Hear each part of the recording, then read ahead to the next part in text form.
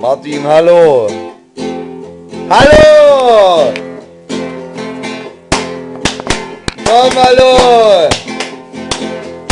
Die lustigen Zigeuner! Anton! Die sind wieder da. Sie sind wieder da! Zur 5 sind sie angekommen. In Schweden!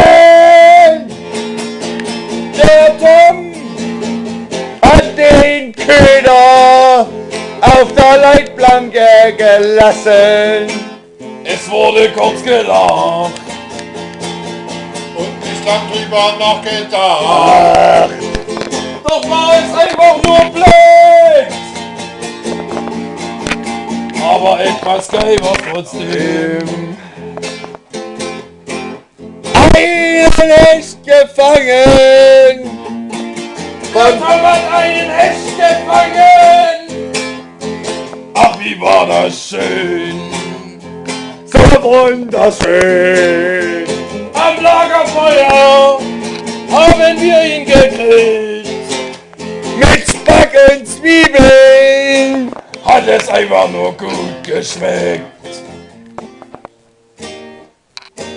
Text vergessen! Die Grillen einfach nur ausgespuckt. Und Ich- es hat wieder Spaß gemacht. Die Sauna! Die war den Effen zu viel. Die Treppen getroschen! Mein Tram verreckt.